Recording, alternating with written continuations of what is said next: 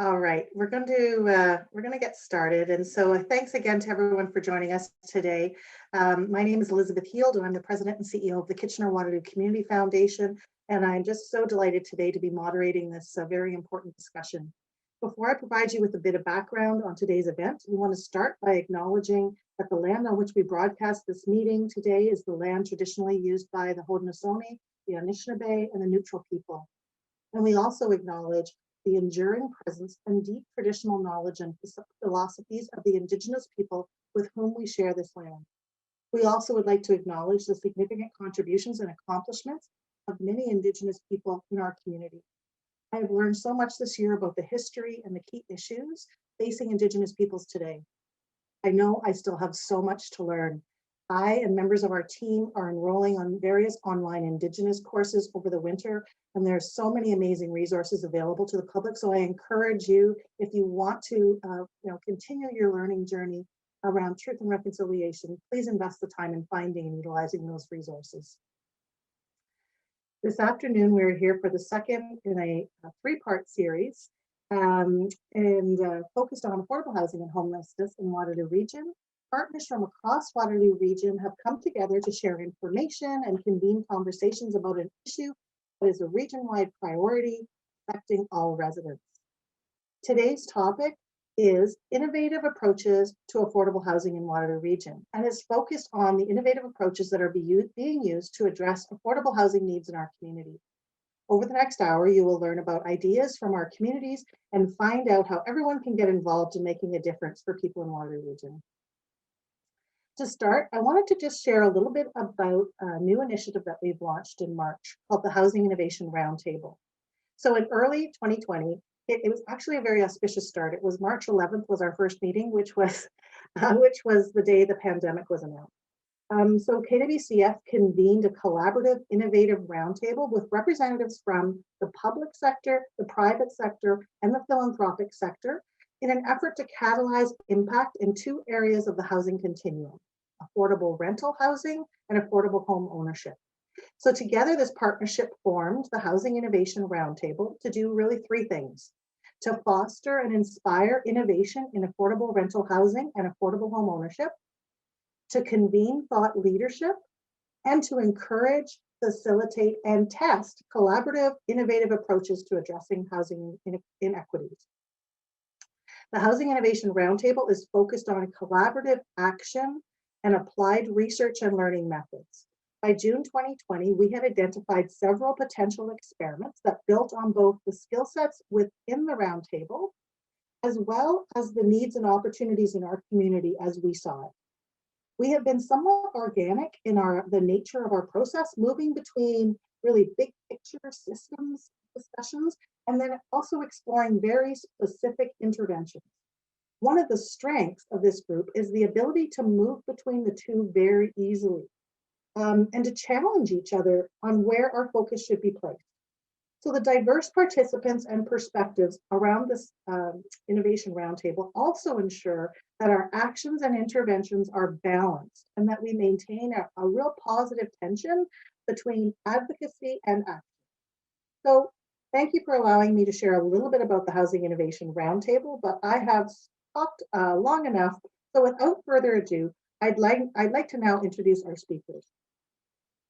Our panel consists of some amazing leaders in our community: Sean Campbell, who's the founding member and coordinator of Union Co-operative. Sean is also a member of the Housing Innovation Roundtable that I mentioned. Nadine Green, who is the on-site leader for A Better Tent City that I'm sure many of you have heard a lot about over the last number of months. Andrew Ramsaroop, who's the engagement and program manager of affordable housing strategy for the city of Kitchener, and Mark Willcock, community engagement coordinator for Waterloo Region at Indwell. So as I mentioned, in the essence of time, we've been sharing their incredible bios in the chat function. So please take a look to learn a bit more. We're also thrilled to be joined by Leilani Farha, Global Director of The Shift and former UN Special Rapporteur on the Right to Housing. Leilani, if some of you were able to join us last fall when we had a private screening of a movie that featured Leilani. She was the lead orchestrator and star in this movie, and it was called Push, and it was about individuals that are pushed out or of their housing, or another word would be renovictions. Leilani has a vast knowledge on this topic, and I'm going to ask Leilani to join me on the screen now so we can start off the conversation. So hi, Leilani. Thanks so much for joining.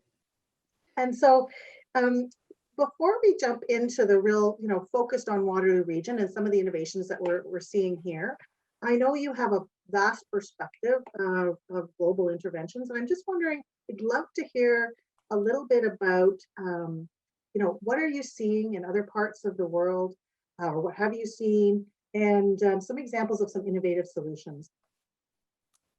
Sure. First of all, thanks, Elizabeth, for convening this, and thanks to everyone for showing up, even on such a crazy day as today, post-US election. I just want to say before I launch into my comments that I am situated right now in Ottawa, and I live on what are in fact Anishinaabe lands. I live really close to what's called the Ottawa River, but it used to be called the Kitchissippi River. And I have a dog who you may hear from in a few minutes. He barks incessantly. So I walk along the Kitchissippi River or the Ottawa River every morning with my dog. That river used to be a convening place. On both sides of the river, Anishinaabe would meet and fish and sort of have community. And that river now divides Ontario and Quebec, and it divides us in terms of language, in terms of religion, and in terms of politics. So you see I live the colonial history, every day I walk by and I'm looking across at Quebec at this other land, and the river acts as this divisive thing rather than a place of communion. So I always try to remember that when I'm walking with my dog. I thought I would share that with you. So it's the day after the official US election day. And I think we have a lot to dwell on. And I think, believe it or not, that election has got me thinking a lot about what I wanted to sort of start by saying to you this morning about human rights, or this afternoon, I guess. If you look at the US right now, in this moment, what is being exposed through a whole slew of statistics is a very divided country, actually very equally divided country. And a country, I think, and with due respect to my friends down south, I've worked extensively in the US and I have a ton of amazing colleagues and friends, but it is a society that is so based in inequality of income, inequality based on race, ethnicity, ancestry, place of origin. And from my vantage point, as someone who's worked in the area of human rights all of my working life, I can say that what I love about human rights is it should and can bring us all together. It helps to erase those divisions. And it's not to say that it, excuse the expression, whitewashes us all, quite the contrary. It recognizes our difference, but binds us together in our mutual dignity. And human rights at their essence is about the human family and how we are all joined together through human dignity and security. And that's actually so much related, or so related to housing. So I want you to think for a moment about people who are living in homelessness, whether it's on a sidewalk, in a tent, in a shelter, in temporary housing, couch surfing, etc. You think of that person or those persons, and many of them will have lack of access to, a shower and a toilet. And in my experience, what I notice most about in all of my interactions with people living in homelessness is that they are clinging to human dignity. And we make it really hard for people living in homelessness to have their dignity, because we're depriving them of the essentials that are required for dignity. And if you also think about people living in rental accommodation, renting an apartment, and suddenly their rent goes up, an above guideline increase, and suddenly can't pay the rent, not sure how you're going to pay the rent. And then suddenly there's a pandemic and you lose your job and you really don't know how you're going to pay your rent. And you know the eviction moratorium is being lifted.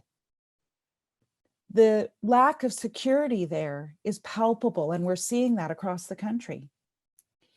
If you look at those two examples I've given you, whether it's homelessness or housing precarity, what is at stake in both cases is dignity and security.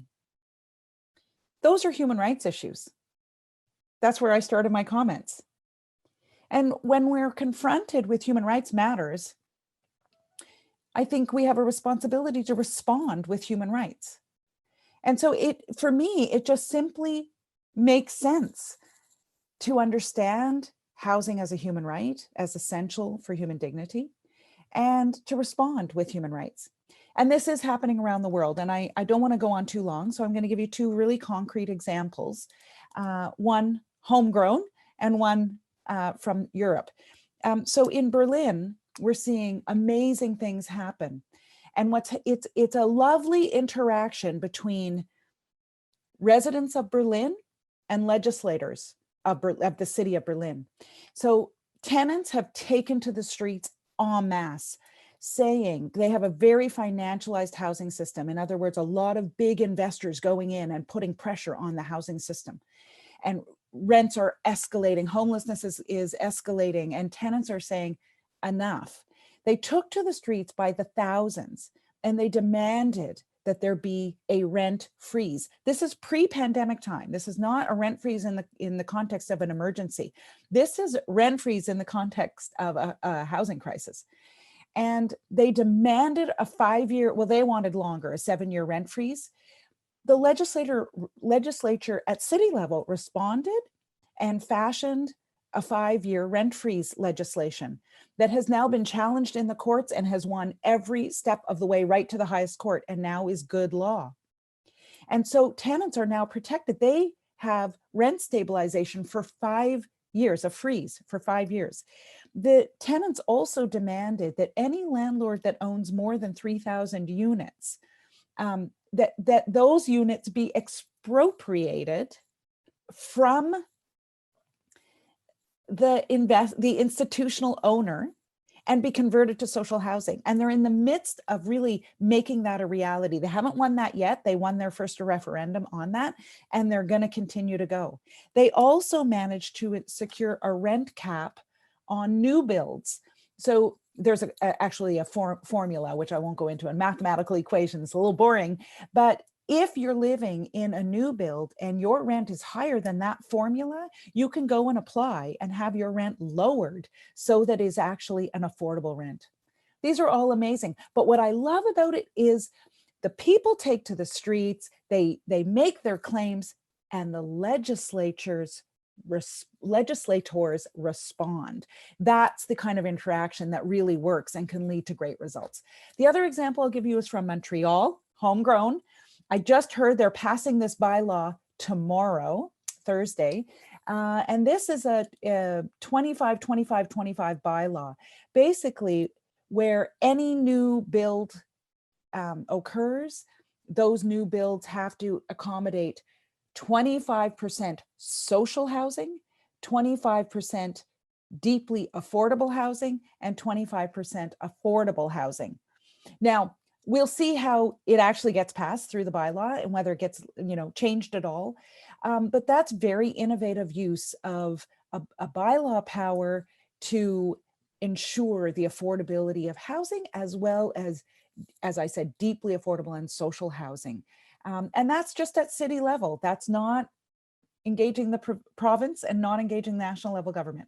So I'll stop there. I've talked too long, but I'm really pleased to be here, and I'm gonna turn my video off, but I'm going to be listening to all of the interventions, and I'll join you at the end.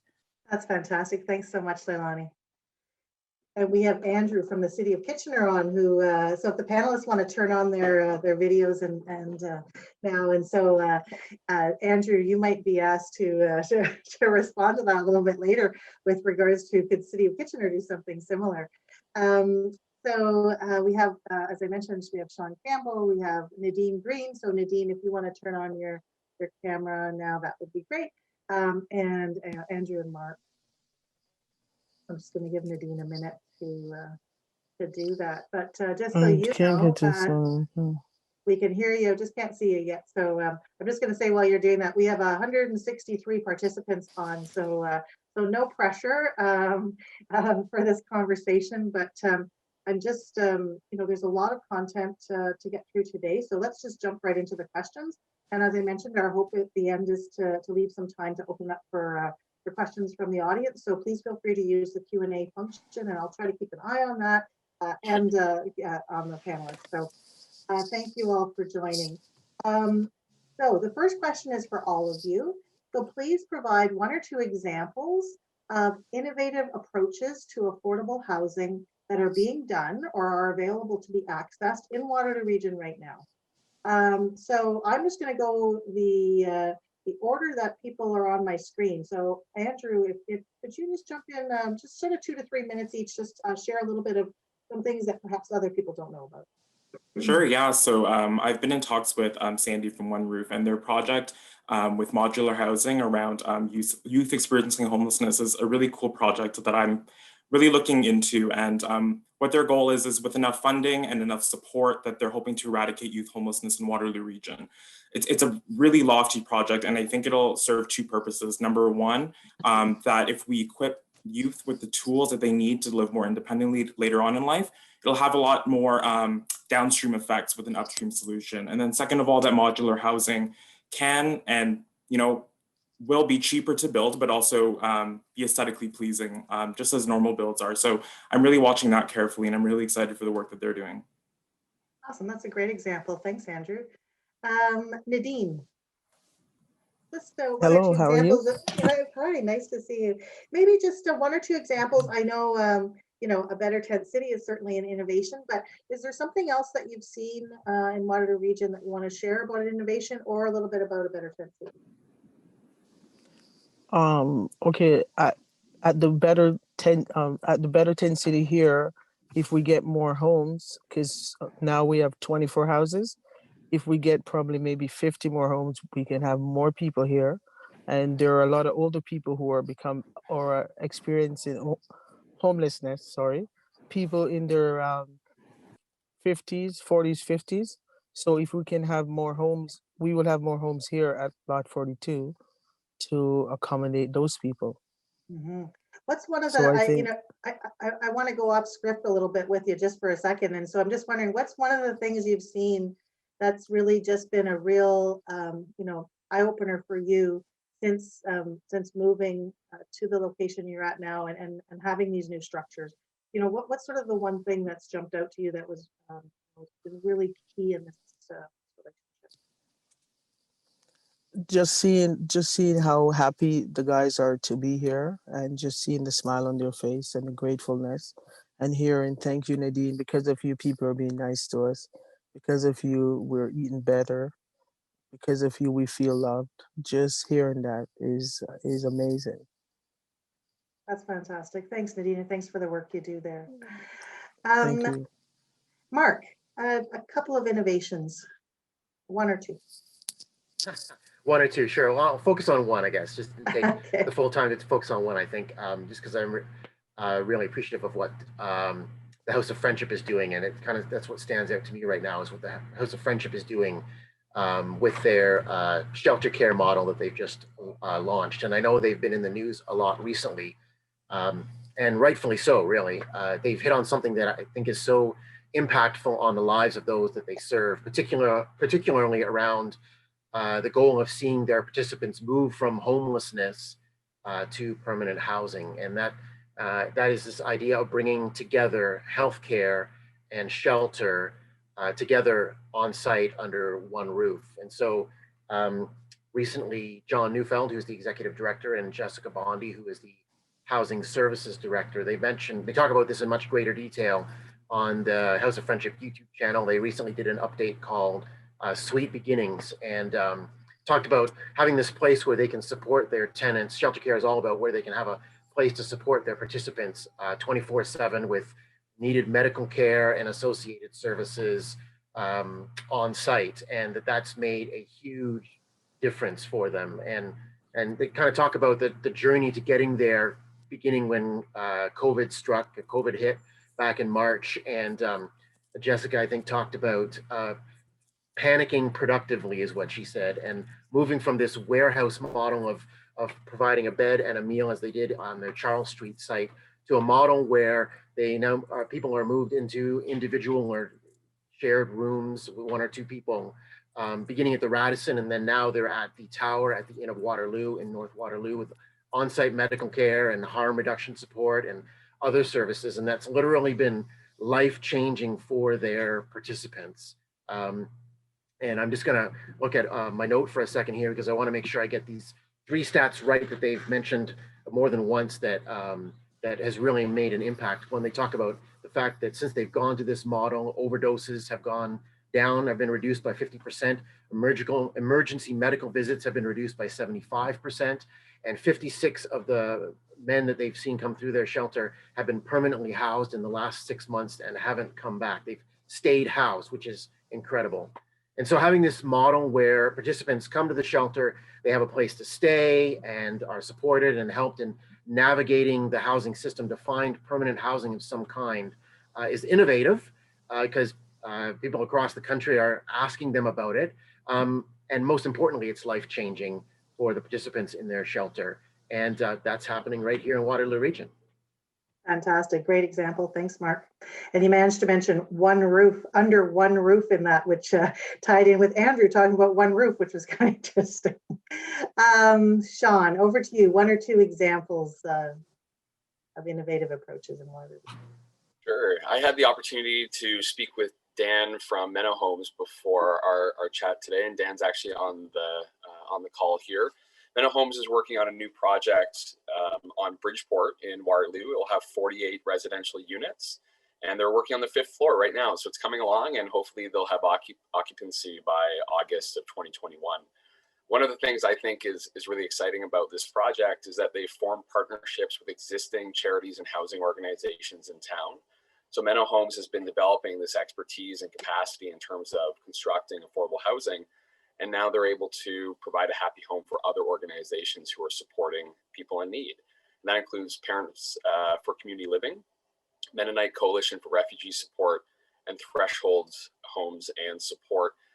Another innovative piece that they partnered with a church who owns the property.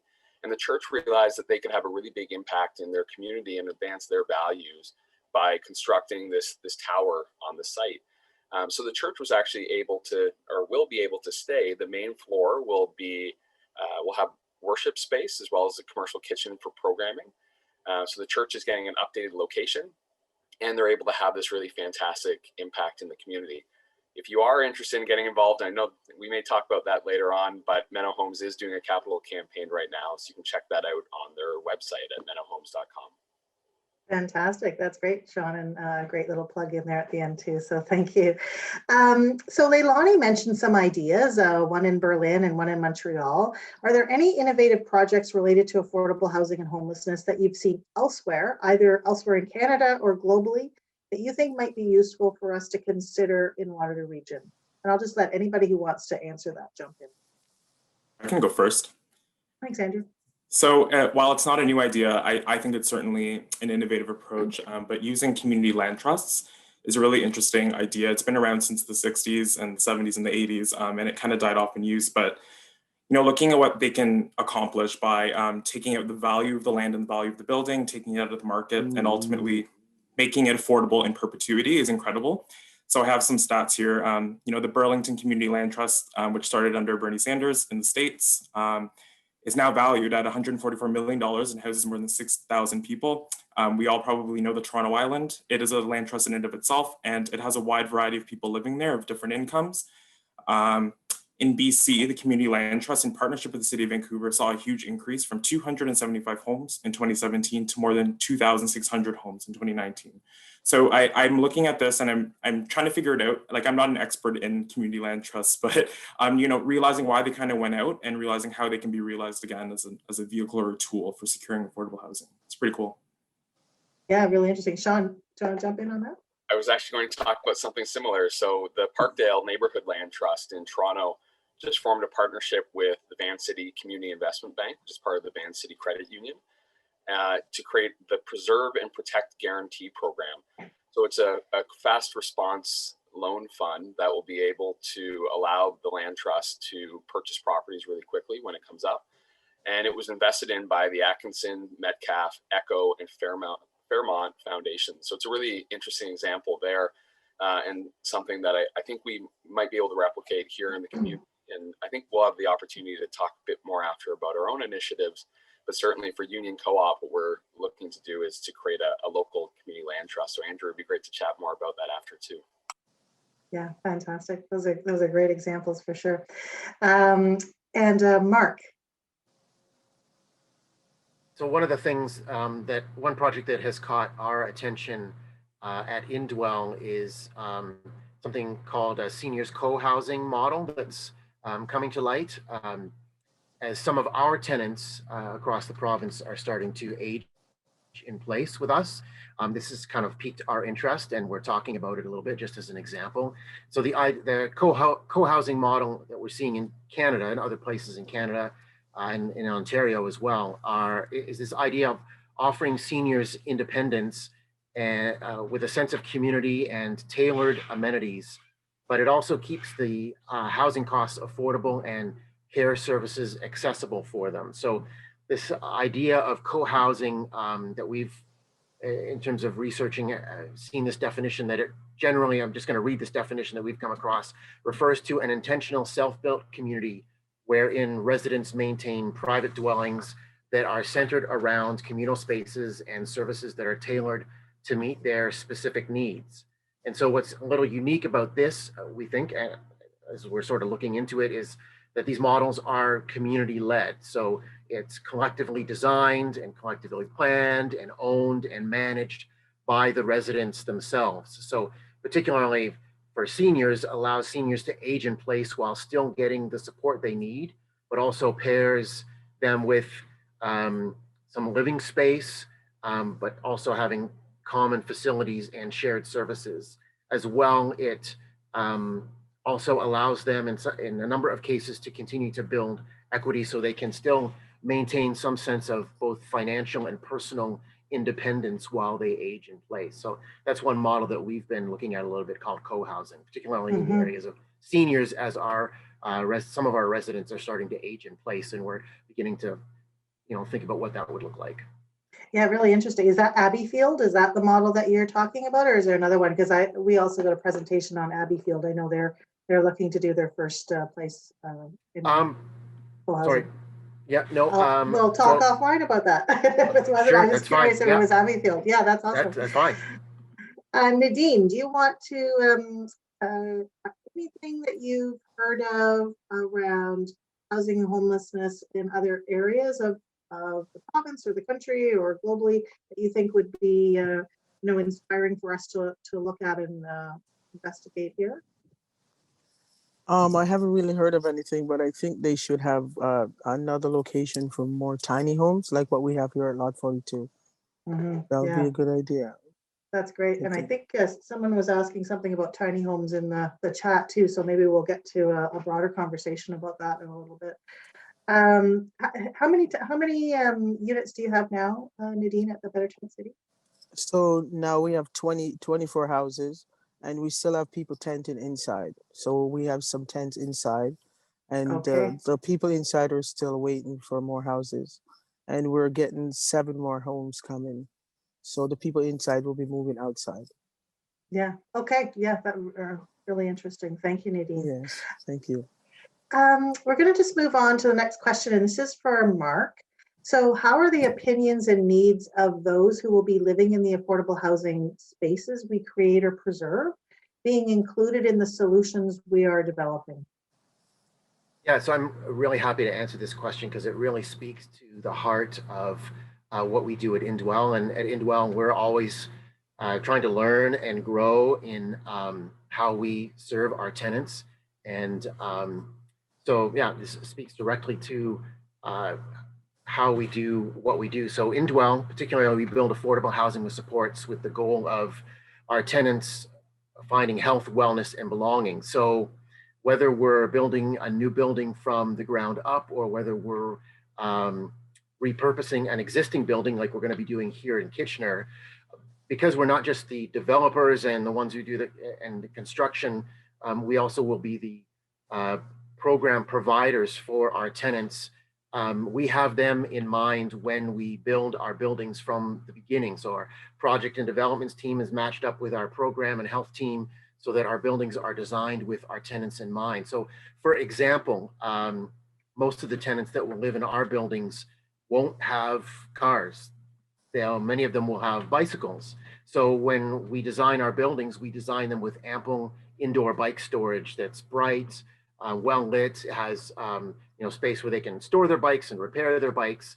Another example is that in our buildings, we design our on-site laundry facilities so that they are in bright, well-lit spaces. You know, when I think of when I've lived in an apartment building, sometimes the laundry rooms are in the corner of the basement, or they're not well lit, and sometimes I don't feel safe. We want our tenants to feel safe in our buildings, and it might be a trigger for some of our tenants. So we want them to feel safe even when they're doing their laundry.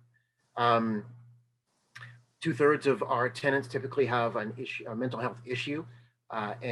So we build our buildings with a lot of natural light to provide brightness in general.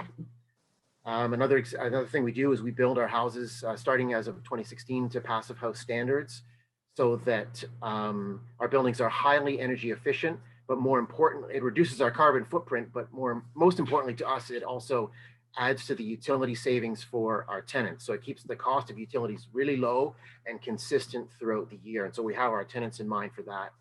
In terms of solutions, we've also started doing a tenant survey every year where we get feedback from our tenants on how we're doing and in terms of what programming we're offering. And could we, it helps us to improve each building that we build and what programming we offer for our tenants. It's because we want them to find stability in housing and a measure of recovery and growth. Each building that we have, because we have a number of buildings across Ontario, each building is a little bit different and offers slightly different programming solutions for our tenants depending on who they are. And so, for example, in one of our buildings is in more of a rural location.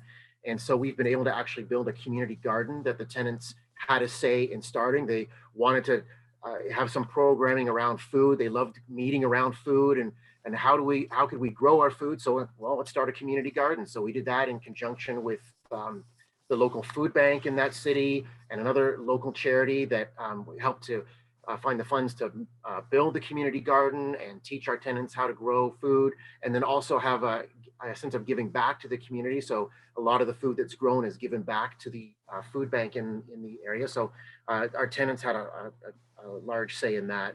And then lastly, I'll just add, as I end it, before our tenants even move into the building, our director of projects and development actually spends a number of days and nights living in the building himself before tenants move in to get a sense of what the tenants will experience in the building, ensure that everything's working, that you see how the space functions and flows so that our tenants get the best possible experience from the get-go. So just kind of wrap up by saying that really to answer this question, that how we build and what services and programming we provide begins with our tenants in mind and the tenants that we'll be serving and are included in our thinking and design process, as well as follow-up and opportunities after the building is built and tenants are in for feedback to adjust how we do and just ultimately in the goal so we're serving our tenants better.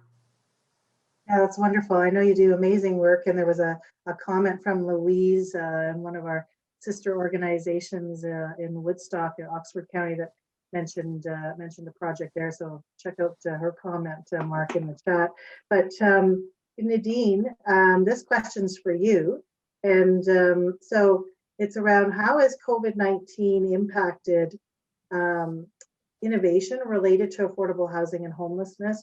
And also, I mean, a follow-up question that has been in the chat, which I know is on a number of people's minds, is now that lot 42 property is up for sale. So what does that mean for a better tent city?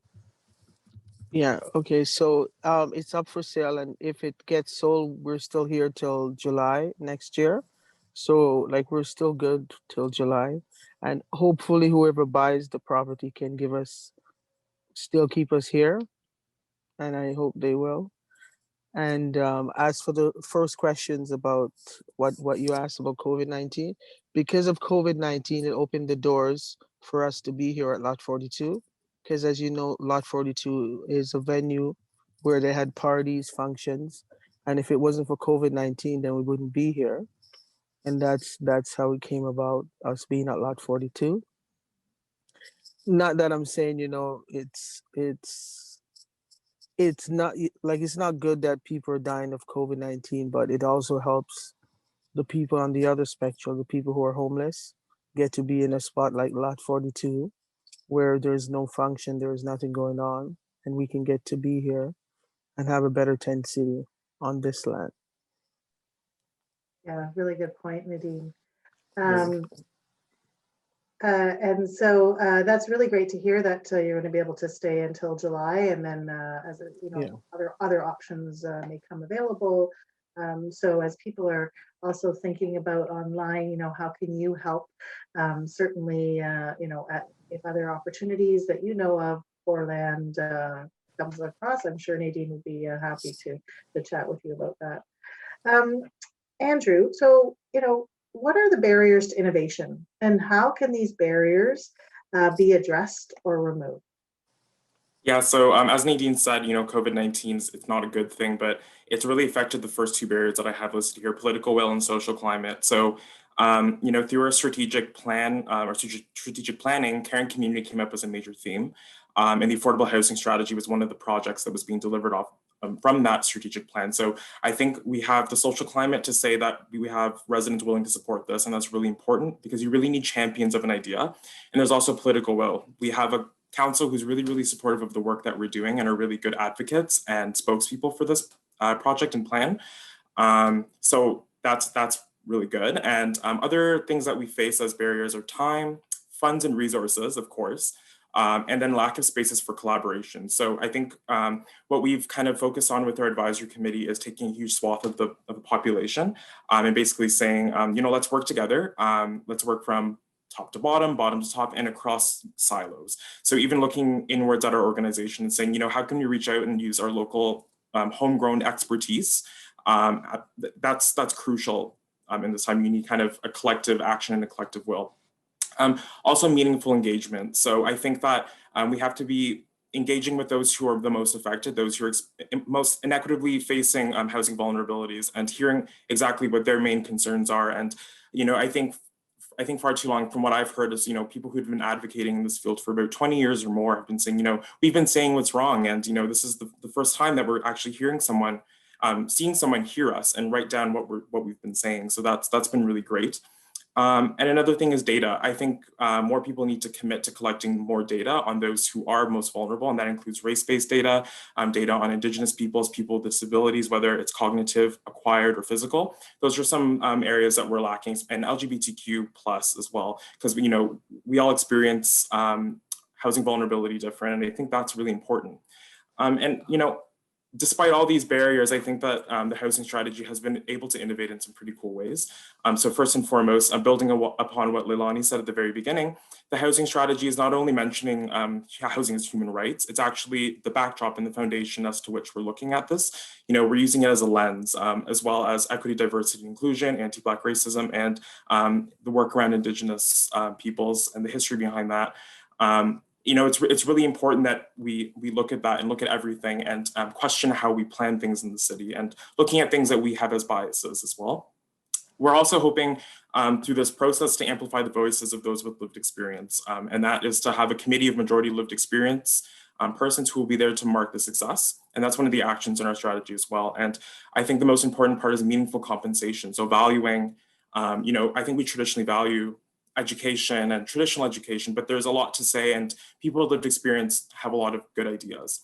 So it's removing that barrier to participation, I think, is going to be key to our future innovation. I have other things here, like a coordinated ask with our local nonprofits, leveraging the strategic use of city lands for modular supportive housing, and our new Make It Kitchener 2.0 economic development plan puts housing as a pillar within their plan. So that's pretty interesting to look at economic development and housing and how can we recover back in a more equitable manner. So those are some of the cool ways that we're looking at innovation. And of course, inclusionary zoning. That's a huge tool that we're investigating with the cities of Waterloo and Cambridge. And it's pretty impressive how far we are in comparison to the rest of the municipalities in Ontario. I think we're probably neck and neck with the city of Toronto, if not ahead of them. So lots of good innovation coming from this. And I hope that there's more to come in the next 5 years while we implement this. Congratulations. Certainly the City of Kitchener has had some really exciting announcements lately, last week around the new Make It Kitchener 2.0, is that what it's, and so congratulations. Not always does innovation and cities go hand in hand, just teasing, but it's really exciting to see what's coming out of the City of Kitchener and others.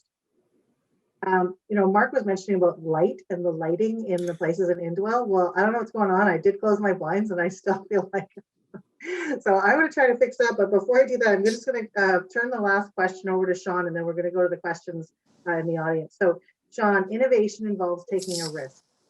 So what suggestions do you have to manage the risk while still maximizing positive outcomes? Yeah, I think it's important to be realistic. If it was easy, somebody would have done it already. Doing something for the first time is slow, it's expensive, it carries risks, and it also often includes a lot of partners. So for us, working in the housing space here, or social sector more broadly, there's a lot of different partners and parties at play. Each partner has their own rules and strategies and priorities. So it's trying to find that happy middle ground that you're able to maximize that. I think, for us at Union Co-op, we know that we think we're the first people in Canada to create this co-op structure where folks can invest in the co-op like you would with a renewable energy co-op and use those funds to acquire existing properties to keep them affordable and in community control. So although we're the first to do this, we've been able to learn from a lot of other organizations that have done things like community bonds or renewable energy co-ops, some different actions happening down in the US. So that's one form of de-risking, is learn from the experience of others. We've also been able to participate in the KW Community Foundation's Housing Innovation Roundtable, which has been really important for providing feedback and gaining insights from people with a lot more experience than us. So that's been helpful. And partnering with different groups, so including our housing partner, Reception House. We were very successful and we're very grateful for the support from the National Housing Strategy, which is administered by CMHC. And that's provided us some more capacity as well. So to Andrew's point before, that funding is often a really important piece for de-risking. So you're able to take that time and bring in those experts that often aren't cheap. We are also working with researchers at the University of Waterloo, at the Waterloo Institute for Social Innovation and Resilience, and at Conestoga College as well. So bringing that external expertise and their great capacity has been helpful. And then the last two pieces, we have our members, and our members all have different backgrounds and different expertise professionally and personally that they can bring in, and that's been very helpful. And the last piece I'd say is just take your time and plan. And once you have it all written down, you're able to share that with others, and they can poke holes in it, and it can hurt the ego sometimes, but it's helpful in the long run. Fantastic. And I know you've got quite a large number of partners already at the cooperative. And so maybe if you want to share in the chat as well how people can get connected, if that's something that you're still interested, or find out more about Union, that would be helpful. I'm going to turn to some questions. There's a few questions in the Q&A, and I think there's also some weaved in through the chat, but I'm going to try to navigate those. But in the Q&A, here's a question, and please, anyone that wants to respond, please jump in. If remote learning continues post-COVID, I wonder if the panel has any thoughts if the large student housing residents in KW may provide more affordable housing options or bring rents down to supply and demand? Or are there, other things at play that may help rental prices? Sean, yeah, please feel free. Yeah, I actually just received an email last week from a student housing provider asking who they should speak with about renting out their units to existing charities in town. So I think we will see more of that. There is a challenge with just the setup of the units and sometimes the character of the property as well, in terms of just the fit for people living in it with larger families and things like that. But definitely an exciting opportunity and hopefully something that will continue. Yeah, great. Nadine, Mark, Andrew, anyone else want to jump in on that question? Mark? With what Sean has said, and certainly, it's something that we would consider, but it just would depend on, like for the tenants that we serve, it would really depend on location of the building, setup of the building, what might need to be done to the building so that it can, to my previous comments about what we're trying to learn about who the tenants are that we serve and how best to serve them, just how that building, will that building work for our model that we use? And someone mentioned at the chat that there's lots of different, models of affordable housing out there and housing providers out there and people thinking about this. So there might be, others that could chime in and speak to this and might work for them. And for us, it's possible. It just kind of depends on, the location, design of the building, all that kind of stuff. But yeah, certainly is as we're thinking about this, everything's on the table, right? Okay. Andrew, did you want to mention something? Yeah, and I think I'd like to add that I've heard from a few advocates that I've been speaking to about the dormitory style. Would be really, really great for those who perhaps, want some independence but can't live totally independent. I think that there's some opportunity in using some dormitory style accommodations. And then given that there's going to be a lot of vacant units, it's definitely something that should be considered. I don't know I believe that there's a site on University Avenue in Waterloo. Don't quote me on it, but I believe it is a dormitory style accommodation that is currently being used. If anyone can fill me in on that, if you know any more. Don't quote you on that. You were just recorded. So well, no, I'm just teasing. That's okay. That's something I've heard. Yeah, we'll have to look into that. And Nadine, how about from your perspective? I mean, just with regards to that dormitory style student residence, is that something that you're aware of that's been considered for people that are experiencing homelessness, or some of the gentlemen that you mentioned that you interact with every day? Is that something that you think would be appealing? Yes, it is appealing. I also go out at night and deliver meals to the homeless who are not living anywhere, who are living on the streets. There's still a few people, and they either want to come to Lot 42 or they want to go to the dorm style at the university. So that's something of interest for them. Okay, yeah, really interesting. And thank you again for the work you do, Nadine. That's fantastic. Thank you. No problem. There's a question here around one concept I grapple with is rent affordability. While officially 30% of one's income is often the formula, in dollars, what would you consider affordable rent? Not attainable, but affordable for a bachelor, a 1-bedroom and 2-bedroom apartments in this region. And I know some of you have those numbers at your fingertips because I've seen them recently. I can jump in first just to say that I think the really important piece is how much money the individual in question has to be able to pay. So affordability in that piece is a sliding scale, and the more that we're able to have a mix of great housing organizations and opportunities out there that come in at different points along the affordability spectrum is really, really helpful, both for people who need those emergency shelters or who are maybe relying entirely on OW or ODSP, and others who are working but at minimum wage, are earning $32,000 a year. So you don't have a lot to spend there. You have $9,000 a year on rent, utilities, and other housing costs. That's not going to get you very far in our region. So I think the income is really an important variable there, and it's all about having that mix across many different housing organizations. Yeah, Fantastic.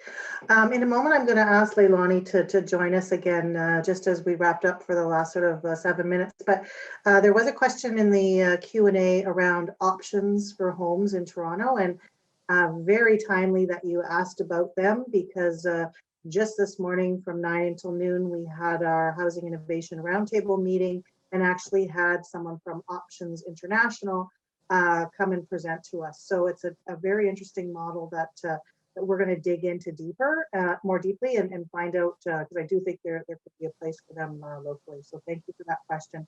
Thank you to all of you for those questions that you have posted, either in the chat or the Q&A. We will capture those, as I mentioned, and get back to you with, I think there's still a few that I wasn't able to get to, and I'm sorry, but we do want to just ask Leilani to come back and join us. And so, you know, from what you've heard about some of the innovations that are happening in Waterloo Region, some of the organizations that the individuals on the call today, the panel, represent, is there any advice you might have for us? I mean, you know, how can Waterloo Region really, you know, make a dent in this affordable housing crisis that we're living through, and what advice would you have?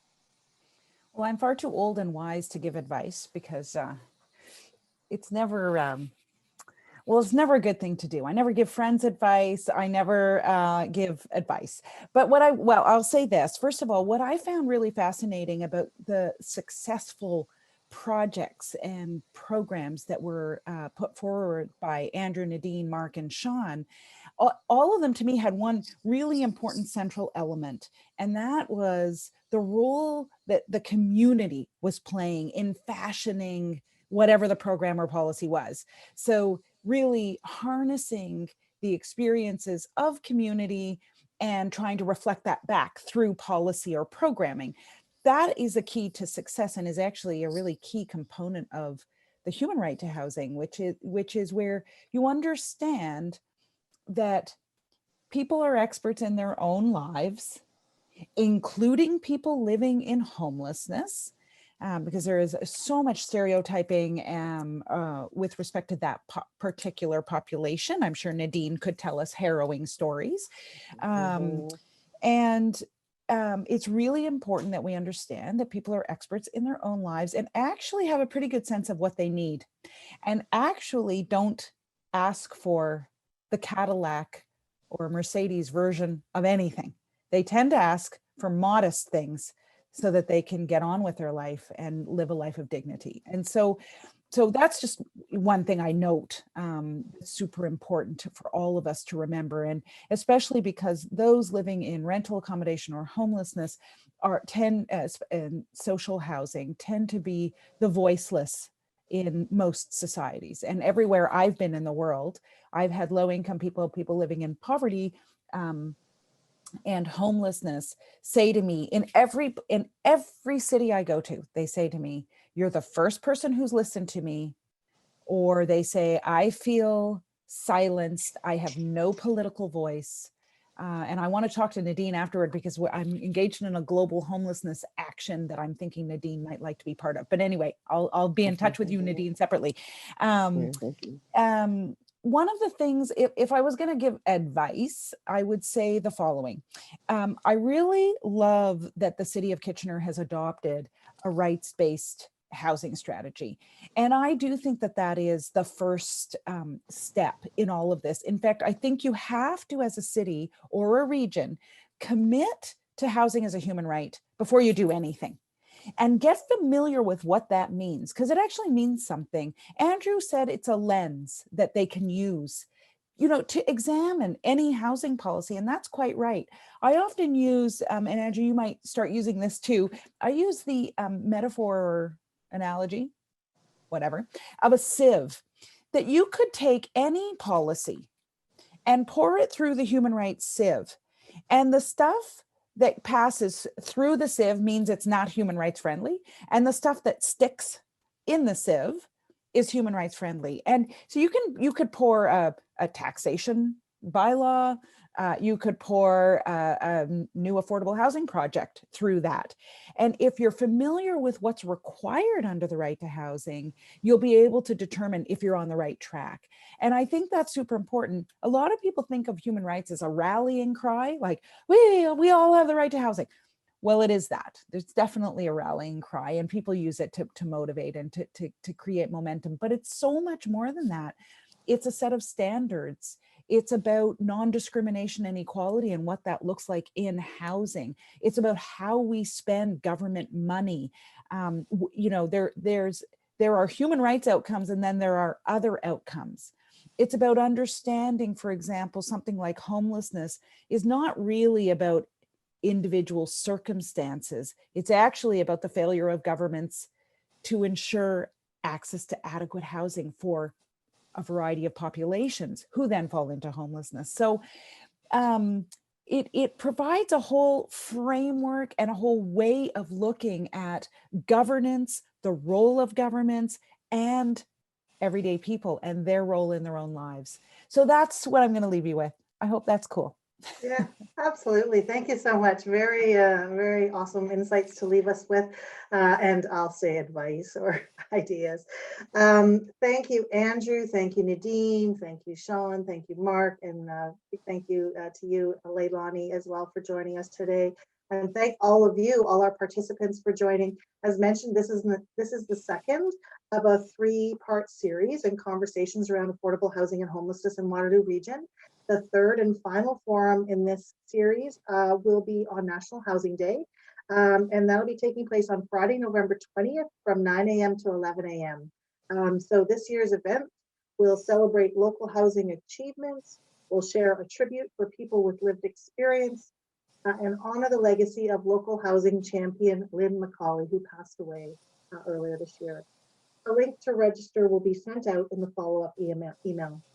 So as mentioned at the start of this webinar, the discussion has been recorded. We've also captured the questions that were submitted, and the recording and answers to the questions and other useful links will be available soon on our website. So thank you for attending the session. As the United Nations and Leilani has stated, and we agree that housing is a basic human right. If we continue to work together, we can create caring communities where everyone thrives. Thanks very much, and I hope you have a wonderful rest of your day. And get outside if you can, it's beautiful out there.